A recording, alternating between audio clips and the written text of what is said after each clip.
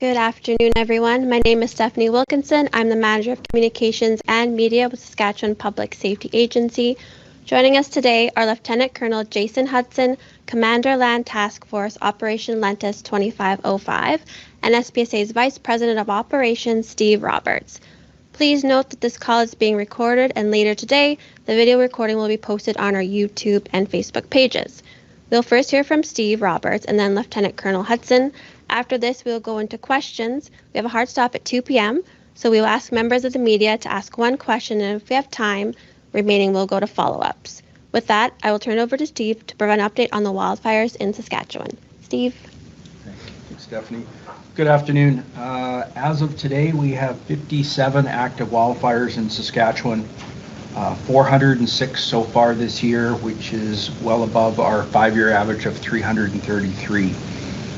In addition to our own crews working on these fires, we have also have 260 Type 3 local firefighters assisting us, 15 structural fire departments assisting us, and currently we have support in the province from Quebec, Ontario, British Columbia, Mexico, Nova Scotia, New Brunswick, Australia, and Prince Edward Island.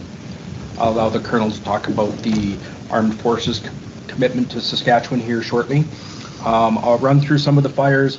Not significant change on most, other than the fire by Beauval. So the Muscade fire has changed in that we've been very successful on the southern part of that town, by Beauval, and the impact of that is Beauval is returning its P3, so it's non-health residents, to the town starting today. On the other end of that fire, the far eastern side is now impacting near the town of Pine House, and that community will now be going under an evacuation order and removing all of their non-essential residents from the community starting today. Our other fires and our evacuations remain the same. We still have 11 communities out. That includes Lac La Planche, P1s and 2s from the village of Beauval, the hamlet of Jans Bay, La Planche Reserve, resort subdivision of Little Amiot Lake. Ramsey Bay is also evacuated due to the fire by the National Park, which has again impacted that community. This will be their second time they've had to leave. Patchnuck English River First Nation is on evacuation. Canoe Lake, Canoe Narrows, and Montreal Lake Cree Nation had evacuated its P1s and 2 and are currently in the process of repatriating those individuals to their community. Northern Hamlet of Coal Bay has their P1 and 2 individuals out for evacuation, as well as Isle of Cross, their P1s and 2s. And as I mentioned previously, the northern village of Pine House is now escalating their evacuation to include all non-essential citizens starting today. That leaves our numbers roughly the same as they were last briefing, about 3,000 people displaced at this time due to wildfires in the province. On another note, the deadline for PDAP has been extended. So for those seeking provincial disaster assistance, we have extended the deadline. Private applications are still required to be submitted within 6 months of the disaster, but we are asking all PDAP applicants to get their applications in as soon as they can, once they've had a discussion with their direct insurer. On another final note, we have not seen any more values lost in the last week and a half, so those numbers remain the same from the original fires. And the long-term weather, unfortunately, is not going to be favorable. We are not seeing any significant rainfall. We will continue to see the hot, dry weather going forward, and as such, the provincial fire ban will remain in effect until further notice. Thank you, Steve. Now I'll turn over to Lieutenant Colonel Hudson for some remarks. Thanks, Steve. So good afternoon, folks. I am Lieutenant Colonel Hudson, and I am the Land Task Force Commander for Operation Lentus. First off, I'd like to say that Canadian Armed Forces are proud to stand with the people of Saskatchewan during this challenging wildfire season. At the province's request, up to 300 soldiers have deployed to the northern communities to provide Type 3 firefighting support to the PSPA team. Upon request and guidance from SPSA, CAF members, in conjunction with our provincial partners, are focusing efforts in 3 primary areas: Wahakman, Beauval, and La Loche. This support enables in-place provincial wildfire teams to focus efforts on more critical areas, reinforcing interagency effort to protect lives, infrastructure, and valued land. And the response has been exceptionally fast, well coordinated, and deeply rooted in the CAF's commitment to serving Canada, as well as providing support to those who need it. Understanding the impact of the wildfire season is having with the province, our soldiers are energized and eager to help those who need it. And as a final comment, and I'm going to echo some of the comments from the soldiers who are on the line right now, the welcoming was fantastic. So a big thank you to the folks within the communities who welcomed us into their homes. Thank you. Thank you, Lieutenant Colonel. We will now go into questions. So we'll start in the room here. Just a reminder, 1 question. We'll go to follow-ups if there's time remaining. So, okay. Is it standard for the military to have trained firefighters? And I understand that these are level 3 firefighters. So do you have your own fire service within the forces, or is it part of general training? So this is an added layer training that we receive. So we have a unit that we call an immediate reaction unit that is always on standby, particularly during the vulnerable times of the year. And preemptively, we conduct Type 3, or we call it S100, with our internal military firefighters. What other equipment, what other firefighting equipment are you guys equipped with? So in terms of specific firefighting equipment, we really leveraged SPSA for that equipment. But folks definitely around Prince Albert and the northern communities are going to see the green machines moving north. But that is more specific to our logistical tail that comes with this type of task. So specifically what we have done is we have supplied all the hand tools and small pumps and personal protective equipment that more suitable for wildfire than typically their normal assignments. So you will see, for instance, the armed forces individuals in orange coveralls supplied by the Public Safety Agency, hard hats, gloves, rather than their typical green uniforms while they're working for us, and that's just to accommodate them. And again, we supply the tools, they supply the trained individuals, and interesting enough, that is a result of the after action in 2015, where the military came to Saskatchewan and there was an after review. And one of the things was to provide training in advance. As in 2015, the military arrived and had to spend almost 3 days in training before they go to the fire line. And because of that, DND, the Department of National Defense, shifted their priorities, and now they do their training ongoing. So when they arrive, they can go right to the fire with a very initial briefing. And as you heard, they're already on the fire line as we speak. Okay, now we will move to virtual questions.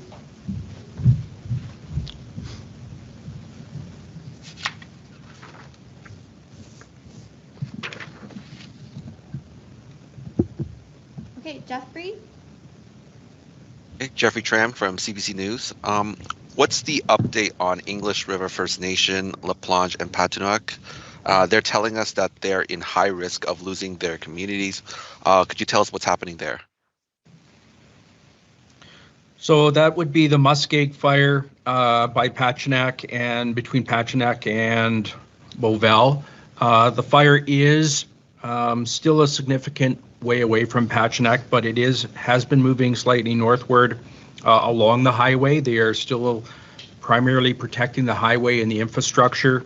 But as I mentioned earlier, the southern part of the fire has been very well secured, and the individuals who are non-medical will be returning to Beauval starting today and occupying their community again because the fire has passed and the area has been secured. Steve, we'll move to Jacob, and please identify your media outlet. Hi, it's Jacob Bamhauer here from CGME. I'm just wondering, what kind of supports can the evacuees coming back to Beauval, like what are they, what kind of help is the SPSA providing to those evacuees returning home? So part of the supports will be, again, supplied by their community. So that's making sure that basic infrastructure exists, that key individuals, for instance, these store, grocery keeper, the gas stations are open and available, their healthcare centers are open, so that when they arrive, they can basically start to get back to business as usual in their communities. Schools, again, are closed now, but anything that's typically government-run operations will be up and running for them. In addition, as previous, they will be getting some assistance from the provincial government as they were impacted by the evacuation, so they will be receiving a $500 check as announced by the provincial government to, again, restock their fridges, do any cleanup they might have to do in their house because of the smoke. So they will be receiving that as well once they return to their communities. Thank you, Steve. Jeremy, you're up next. Hi there, Jeremy Symes with the Canadian Press. Just a question about Montreal Cree Lake returning. So that is today, I think I heard you say. I'm just wondering how many from the nation are returning. There were, so let me check here, 197 P1s and P2s had left Montreal Lake, and the majority of them will be returning except a couple that will have to stay here because of medical complications that they have. And I believe that they are also keeping a number of newborn infants and mothers with newborn infants out of the community as well at this time. So most of the 197 will be returning today or soon, shortly after. Mackenzie, you're up next. Thanks. Yeah, this is Mackenzie with Global News. Thanks for taking my question. This one is for Colonel Hudson. Just wondering if you could tell us a little bit about what your experience has been like so far on the ground in Saskatchewan, helping both, firefighter operations and affected communities. Yes, so upon approval of the request for federal assistance, we were actually hours away from Prince Albert, and immediately we were welcomed by the team here and integrated very quickly. Shortly thereafter, we pushed the teams to the northern communities that we anticipated working out of, and were welcomed with open arms. Quite frankly, it was quite incredible, and the folks who are on the line now are receiving incredible support from the teams there. Thank you, Lieutenant Colonel. John, you're up next.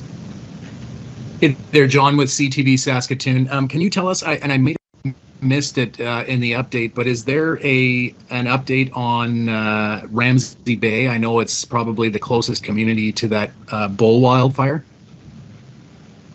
Correct. So the fire did move north 2 days ago, and that prompted an evacuation of Ramsey Bay for the second time. Their emergency plan identifies any fire that encroaches within 6 kilometers triggers an evacuation order, and so that happened. We have been working with most of our resources dedicated to some of that in the area, including heavy equipment and crews, to ensure that it does not impact the community, and at this time it has not impacted the community. Thank you, Steve. I don't see any further questions online, so we'll go back to the room. I have another question. There's about almost 5 days of plus 30 weather coming out. How worried are you about the impact on the fire? Well, two things will happen. Obviously, plus 30 weather is going to cause the fire behavior to grow.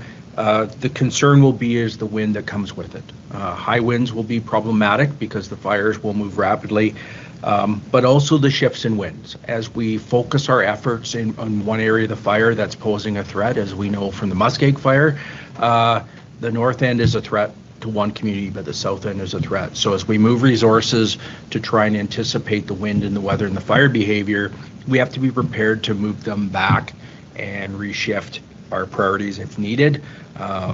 So that's going to be the biggest threat.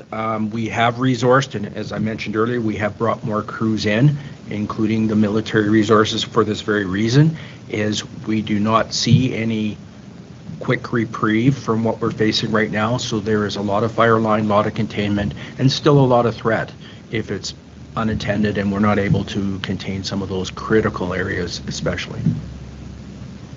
Thanks, Steve. And as a reminder for those in the room to please identify your name and media.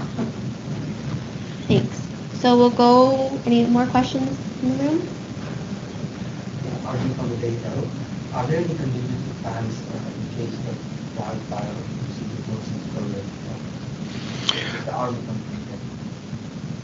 Well, we will actually, so just so you, the Public Safety Agency will continue to support all wildfire activities, either by extending our own crews and our own resources. In addition, we will continue to seek resources from our partners, local community partners, as well as national, international partners. And should the need arise, and we have that criteria, we will again have the discussion with the federal government about getting federal resources if that's a requirement. Are you continuing discussions with the government to have those federal resources as soon as possible? So we have ongoing discussions with our contact with Public Safety Canada, and even in this deployment, myself and the Lieutenant Colonel are talking every day about where are we with our needs and our issues, and how we can use their services, including are we at a spot where we may have to ask for more, make another federal request, or for an extension, or even to make sure we're tactfully using the resources we have in the best measure possible to reduce our risk. So we have those discussions daily to make sure we're aligned, and should we need more resources, again, they're one resource. We've got resources moving consistently, including our own staff, and that includes going right into October. In a couple years ago, we had to fight fire right into October and make those arrangements. So. Sorry, I had lots. The military personnel that are here, it sounds like they're billeted with people in their homes, if I'm getting that correctly, and how many are there? Okay, so with two locations, particularly with the Green Lake area as well as La Loche, not in their homes. There are some empty schools that we're using right now for accommodations, but it's the folks from the local community that facilitated that for us. And are they providing like other kinds of support? Like it's just that the use of the facility outside of those amenities, SPSA has really helped us out with the real life pieces, and the military has filled the gap on that. Thank you. We'll go back online. Jeremy? Hi again, Jeremy Symes with the Canadian Press. Can you just explain how the fight is going against these current wildfires? So as we've discussed previously, these are large wildfires.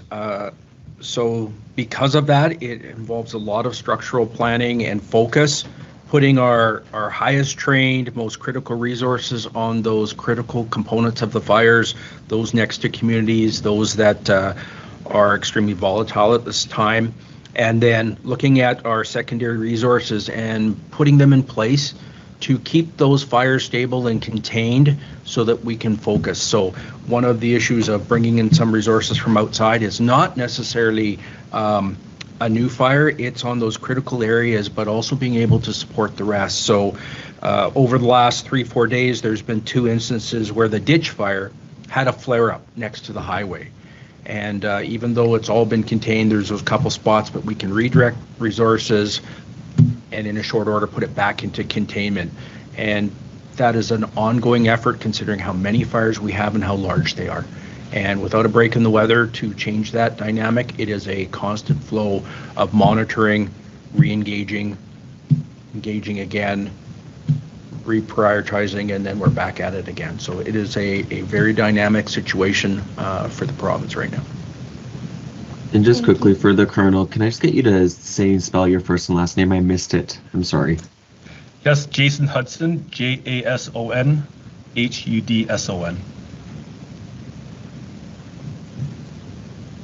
Thank you. I don't see any more questions, so I'll do a final call out.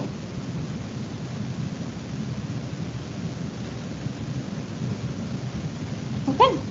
And with that, this will include today's media availability. Have a safe rest of your day, everyone.